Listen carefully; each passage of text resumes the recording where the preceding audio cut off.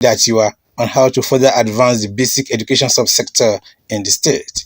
Olabintan, who commended Governor Aiyedatiwa for his dedication to promote the sector, said about 22 billion naira has been spent by the present administration to reposition the sector in the last 7 years. Truly, in Ondo State, the basic education subsector is free for everything.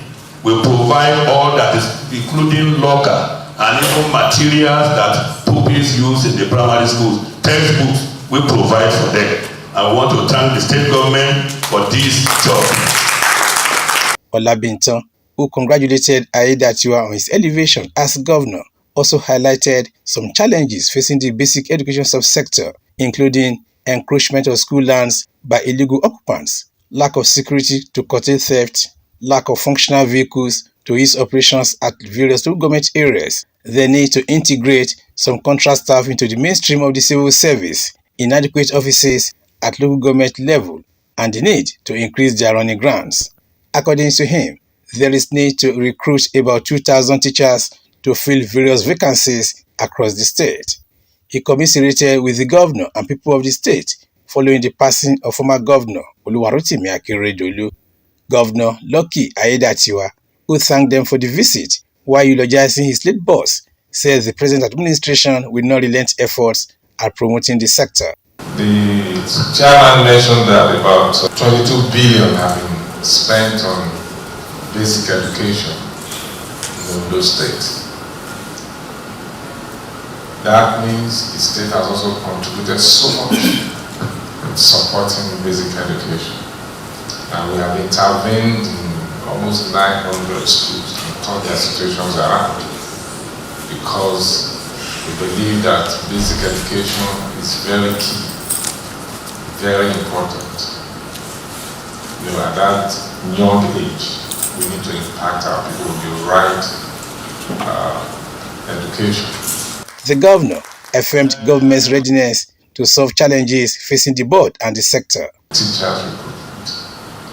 In fact, the statistics you rolled out now that we employ 1,200 in 2021 actually was the one that the governor asked to do the inauguration at the time. And that about 1,000 has also left since then. That means we have just 200 left. That was it's a revelation to me. And that means something has to be done really quick. Something has to be done. And you have suggested that 2,000 be recruited this year and 500 in subsequent years. We will look into all of that. That will help us to plan our budget in the subsequent years. Aiyedatiwa promised total implementation of the 2024 budget proposal for overall development of the state. Wahab Bankole, Osrc News.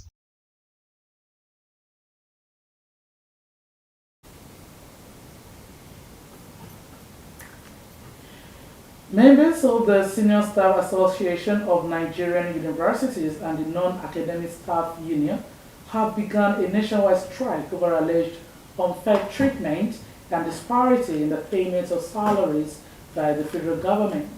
Last Monday, the unions threatened to shut down hostels and power supply universities across the country if the federal government fails to meet its demand before today. National President of SANU, Mohammed Ibrahim, said his members, including vice chancellors, registrars, and bosses, have not been paid 2022 arrears.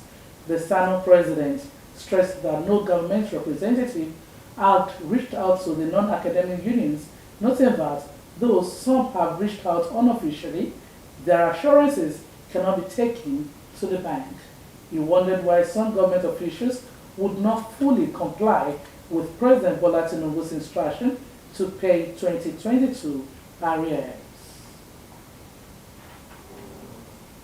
There are clear indications that the organized labor is prepared to lower its demand for 1 million naira minimum wage for workers in the country in line with realities on the ground.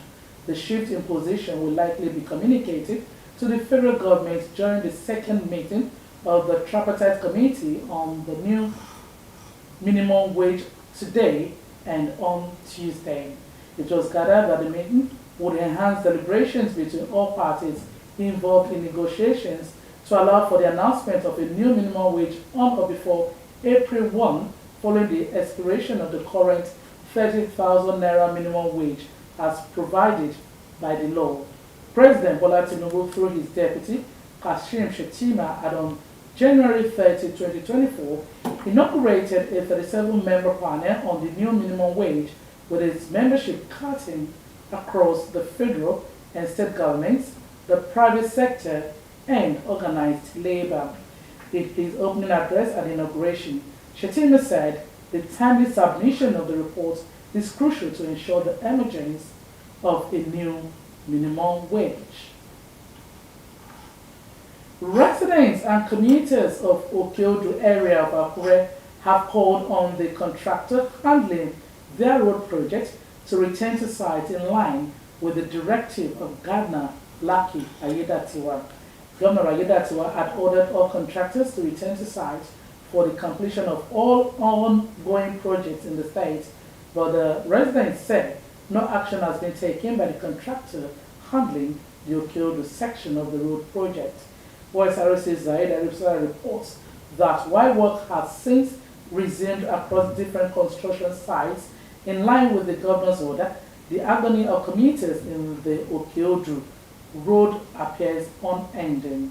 The report is presented from our studio.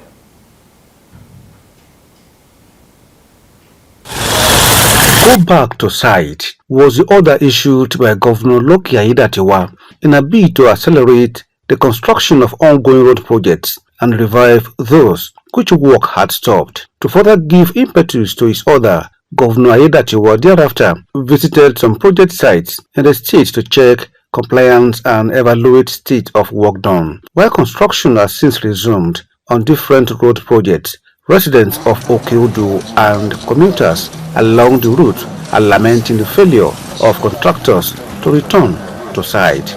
The dust, everything is spoiling our vehicle, is causing a lot of havocs, and as a matter of fact, there's not even light in the community. As I speak with you, there's no light in this vicinity. So if they can look into all those things and then take the necessary measures to make everything come to fruition, we appreciate that.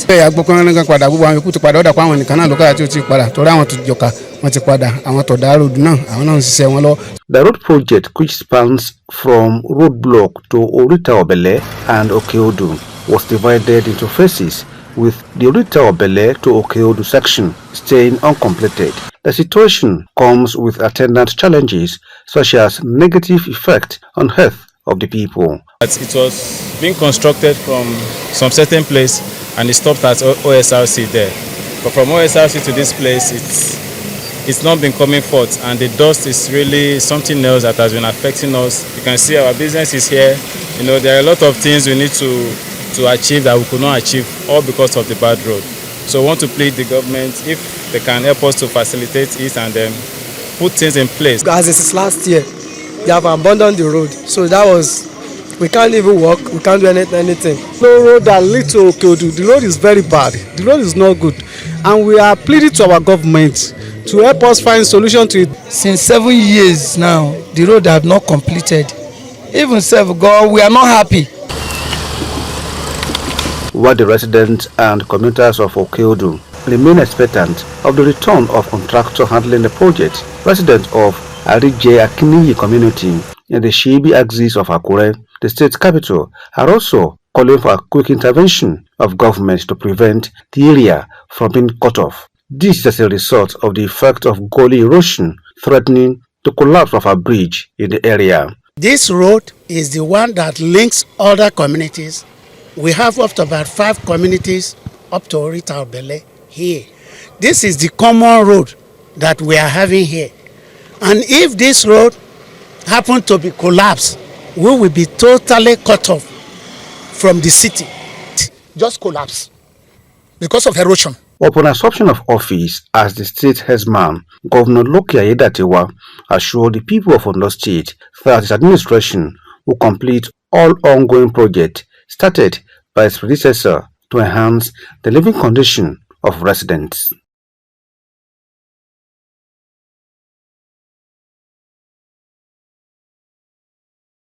The Ondo State House of Assembly has assured its Bulu rainstorm victims of Saka during an on-the-spot assessment visit to scenes where the rainstorm wreaked havoc in Akure North local government area. Member representing the constituency, Kolawole Ologede, accompanied by the Speaker, Olamide Oladije, pledged necessary intervention to ameliorate the plight of victims. Joy Pius has details. Over 200 buildings, including churches and schools, were affected by the rainstorm, displacing several residents, while one life was also lost. Moved by the pains left by the disaster on his constituents, lawmaker representing Akure North constituency, Kolawole Ologede, flanked by the Speaker, Ondo State House of Assembly, paid an on-the-spot assessment visit to scenes of the rainstorm. Residents affected used the opportunity to solicit help from appropriate authorities.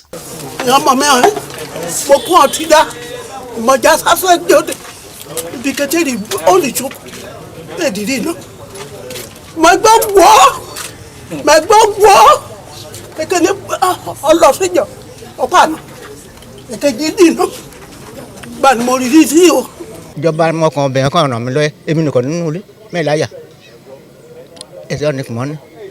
Ó fi atẹ́gùn gan ó lágbára púpọ̀ torí pé gbogbo àwọn pan àti ti church àti ti mission ló ṣe. Àrò tá a pa sí ìjọba ní pé kán ràn wá lọ́wọ́ dúró Jésù á dẹ̀ ràn wọ́n lọ́wọ́. At Ogbolu's palace, the Speaker Olamide Oladije attested to the unforeseeable nature of natural disasters and sympathized with the community, encouraging residents to plant more trees to mitigate the impact of storms, adding that as an arm of government, the House will make due recommendations for provision of necessary assistance to the victims. What we have witnessed today is even beyond the power of the state government, and I also want to use this opportunity to appeal to the NEMA too, the one that is at the federal level, that they should please come to the aid of our people here. The lawmaker representing the constituency, Kolawole Ologede, assured affected residents of his support. The intervention from the state government and the federal will soon be reach out to Akure North. I can assure my constituency that they should be rest assured that very soon things will be done. The Ogbolu of Ita Ogbolu, Oba Idowu Faborode, described the disaster as unfortunate, expressing gratitude for prompt response by the lawmakers. Joy Pius, Osrc News.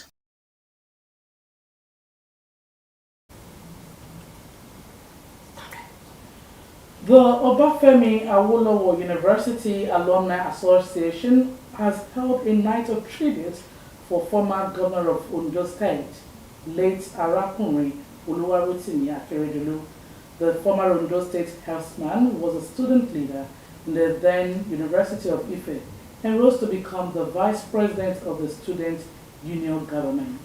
The OAU Night of Tribute is organized by the Alumni Association of Obafemi Awolowo University in honor of former Ondo State Governor, late Oluwarotimi Akeredolu. The Nigerian Army has expressed concern about the inadequate power supply in the Ikeja military cantonment, Lagos. This is as the federal government allocated 12.7 billion naira for the mass metering project in all army formations. Minister of Power Adebayo Adelabu spoke during the flag-off of the metering exercise at the headquarters of the 9th Brigade of the Nigerian Army, Ikeja Military Cantonment.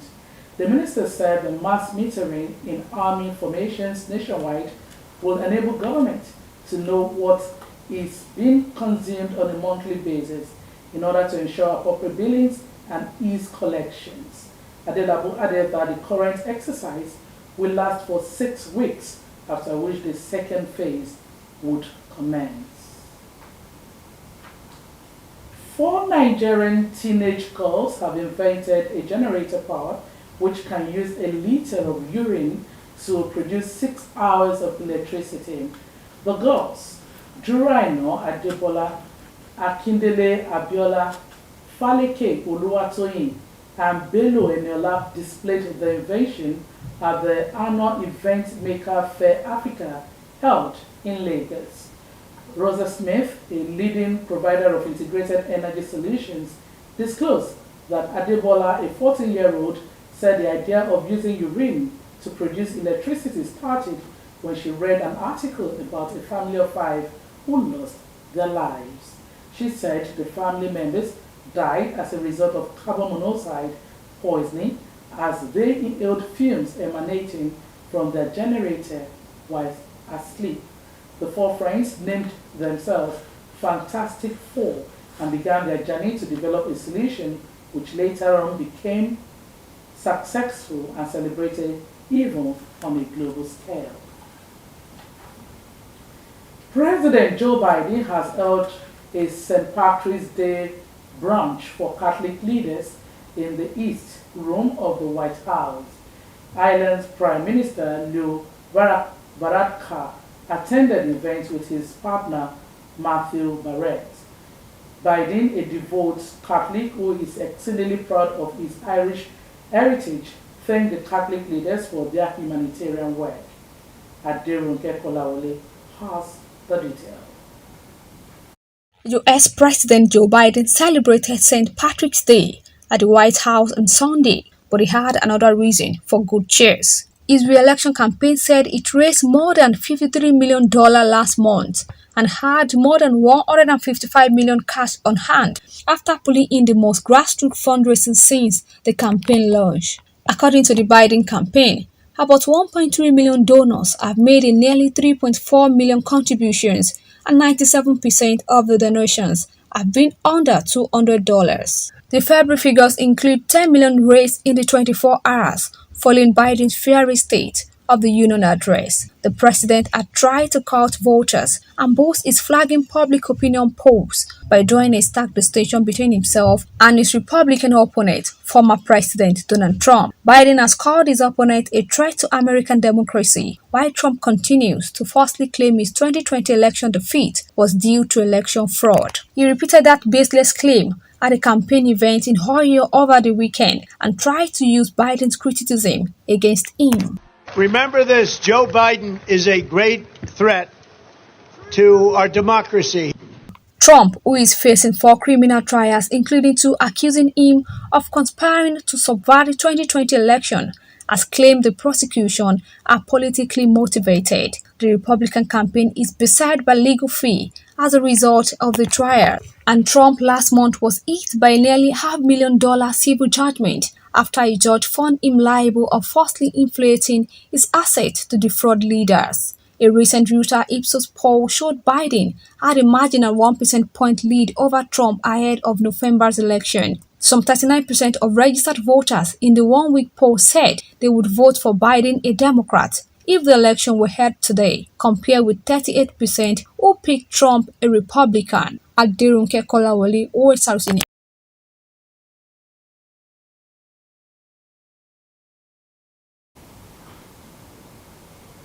Authorities in the northern Chinese city of Andong have detained 3 teenage boys over the brutal death of their classmates. The case of the 13-year-old boy, identified only by his surname Wang, has sparked anger and furious debate on juvenile crime. Authorities found his remains buried in an abandoned vegetable garden after the boy was bullied in school. Police are investigating the case as an intentional homicide. All 3 detained teens are under 14. The Taliban has accused Pakistan of killing 8 women and children in 2 overnight airstrikes in Afghanistan.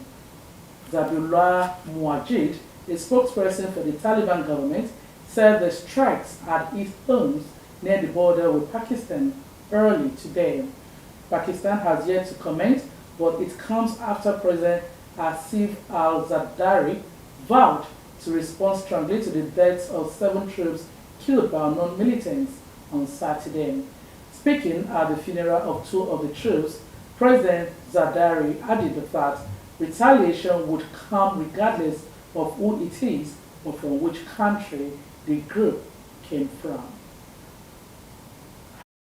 Israeli Prime Minister Benjamin Netanyahu has pushed back fiercely against what they describe as international pressure over the war in Gaza. At a cabinet meeting, he said, "To our friends in the international community, I say, is your memory so short? So quickly you forgot about October 7, the worst massacre committed against Jews since the Holocaust?" And he repeated his determination to send forces into Rafah, the city on the border with Egypt, overrun by civilian refugees who fled their shattered homes elsewhere in the Gaza Strip. He said, "No international pressure will stop us from achieving all the goals of the war, eliminating Hamas, freeing all our hostages, and ensuring that Gaza will no longer pose a threat to Israel. In order to do that, we will operate in Rafah too." Earlier, Netanyahu also hit back at the speech made last week by the U.S. Senate Majority Leader Chuck Schumer. The Democrat and long-standing supporter of Israel stunned observers when he directly criticized Netanyahu.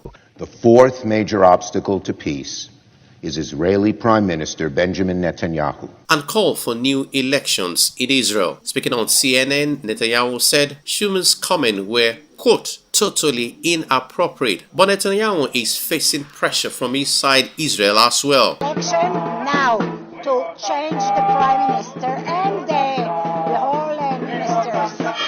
Thousands of Israelis in Tel Aviv called for an election now during a protest against the government on Saturday night. Hamas fighters killed 1,200 people in October attack, according to Israeli tallies, triggering a massive assault on Gaza. The Gaza Health Ministry says Israel's air and ground campaign in the enclave has killed more than 31,600 people. Akintunde Akinshimola for Osrc News. As international pressure for a ceasefire in Gaza rises, Israeli Prime Minister Benjamin Netanyahu has rallied against top ally, the United States, for the recent critique of his leadership, describing calls for a new election as wholly inappropriate. U.S. Senate Majority Leader Chuck Schumer, a strong Israel supporter, recently called on the country to hold a new election, saying Netanyahu has lost his way.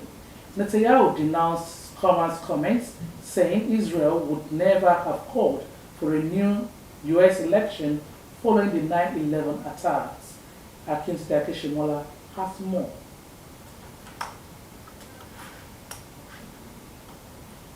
We'll bring you the details of the reports in our other bulletins.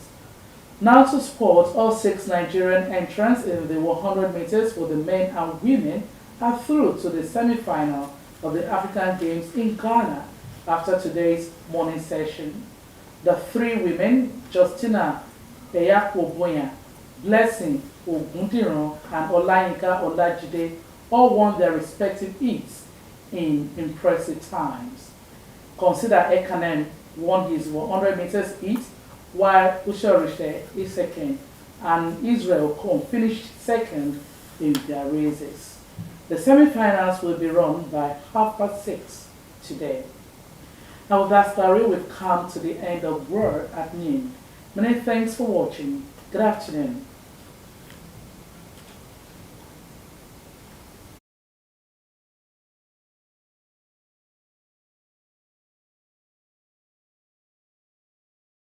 Go.